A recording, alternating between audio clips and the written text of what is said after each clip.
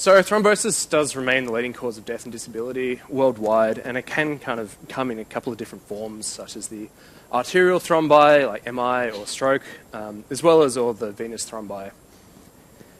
However, despite the prevalence, there are a number of major limitations to the diagnosis and treatment of thrombosis. So talking about the treatment first, we've already heard a lot today about the interventional techniques, which are quite good at for recanalization, but they're not always available within a short time frame.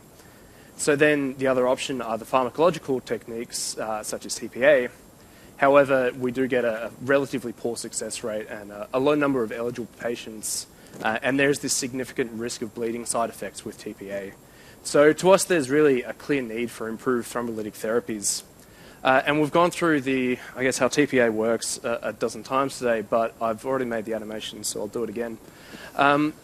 We get TPA, which then activates plasminogen, converting it to plasmin.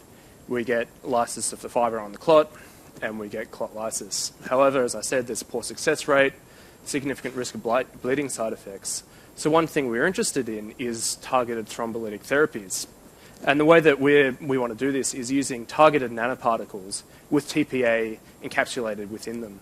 So these nanoparticles can go to the clot. They can then release a really high local concentration of the TPA and result in clot lysis. Now, obviously, this animation is over-dramatized to suit my purposes, but it kind of highlights what we're trying to do with targeted thrombolysis therapies.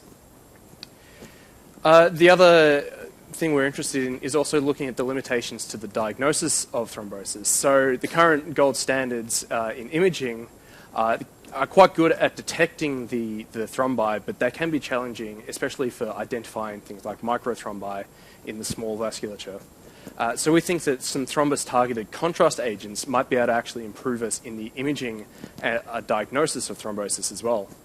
So taking that back to our diagram before, we can have our targeted nanoparticles, they go to the clot. We then use something like ultrasound to look at the particles on the clot and diagnose it. We get clot lysis, and then we can monitor the resolution of the clot using ultrasound. So we've set out to try and develop some of these particles that might be able to do this, and this was done in collaboration with my colleague, Dr. Mark Vitellon from the Molecular Imaging Nanotheranostics Lab at the Baker. So we wanted to develop acoustically active thrombus-targeted particles that we call platelet membrane bubbles. These were done by getting whole blood from healthy human donors. We then isolate the platelets and put them through a series of freeze-thawing cycles to just isolate the platelet membrane. That is then transferred into a special container with a platelet membrane PBS glycerol mixture. The air in the top of the container is replaced with a perfluorohexane gas, and then we sonicate it right at the interface here to disrupt the platelet membrane, encapsulate the gas into the platelet membrane, and form these bubbles. So these are some TEM images, and you can actually see they look like bubbles. So we've got the low-density gas core in the middle, and then the high-density platelet membrane around the outside. And if we look at this on confocal microscopy, we definitely see these bubble-like structures here. However, if we look at them with a CD41 antibody, which is a platelet marker, we can see that they do still retain this platelet membrane around the outside. Looking at some of the characterizing these particles, we can see they retain some of the key platelet adhesion receptors.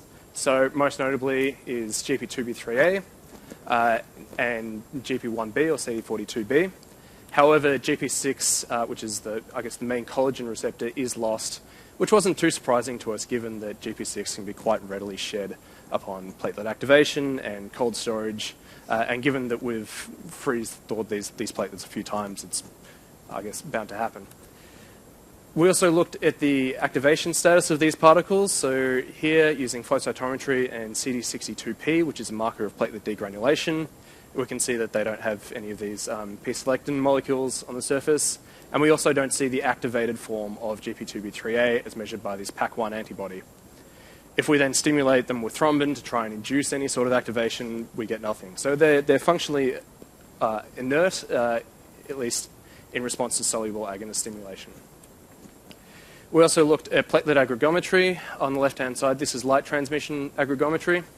So we incubate platelet-rich plasma with either our vehicle, which is the PBS and glycerol, platelet membranes without the gas, and then our platelet membrane bubbles. And we can see that they don't induce any sort of platelet activation. However, then when we stimulate them with PAR1 agonists, we get full platelet activation. So that tells us that they're not involved kind of in platelet aggregation, either in inducing platelet aggregation, because that would be very bad if we gave them to someone with a clot, but also not in blocking platelet aggregation. However, when we looked at some thrombosis assays in vitro using human thrombosis, so these are platelet-rich thrombi formed on a collagen in green here. We then perfused through our platelet membrane bubbles labeled in red, and you can see that they do stick to the clots here. That's interesting because they don't have any of this activated 2B3A on their surface. However, when we use integralin, which is a 2B3A inhibitor, we do actually block this interaction with the thrombi. So that leads us to believe that the membrane bubble adhesion to the thrombi is 2B3A dependent. However, it occurs in the absence of activated 2B3A. And there is some literature around to suggest that the inactive form of 2B3A can bind to the immobilized fibrinogen on the thrombus. And so that's kind of our hypothesis of how these bubbles work to bind to clots. And it's these three points. Firstly, that we don't have activated 2B3A, which is not activated by agonist stimulation. They're not involved in platelet aggregation, which is dependent on soluble fibrinogen, but they can then bind to the clots, which is dependent on and can occur through this immobilized fibrinogen inactive 2B3A mechanism. So jumping over to the diagnosis part of this project and looking at the ultrasound properties, we can see that the membrane bubbles are acoustically active. This experiment was done with some tissue mimicking phantoms, where we see when we use either the control or the platelet membranes without the gas, we don't have any ultrasound contrast. However, then when we have the gas in there, we do get quite a nice contrast here. We looked at this in vivo, and you can see here after injection, as the membrane bubbles start to move through the circulation, you can really quite clearly see this high contrast with the ultrasound. And that's also concentration dependent. The more we give, the more contrast we get. And so really the last thing that I'll show you today is just an intravital thrombosis model. This was done in the mesentery of the mouse, where we isolate the vessel and then we injure it using a focused laser. And you can see a platelet-rich thrombus form here in purple. After that's formed and kind of consolidated, we then injected the membrane bubbles, and you can see them moving through here in the circulation in red. And my laser pointer probably makes the data look better than it is, but you can see them binding to the clot there.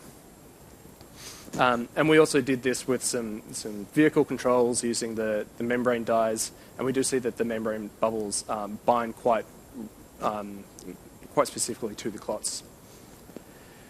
So that's just to summarize what we talked about today. So we generated these platelet membrane bubbles, which retain some of the key platelet adhesion receptors, most notably GP2B3A and GP1B.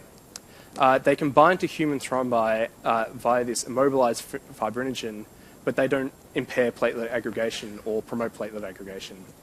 They're also acoustically active with high contrast in vivo, and so we think they're a promising ultrasound contrast agent. And they can also bind to thrombi in vivo, where they could potentially then act as a thrombolytic drug carrier for targeted thrombolysis.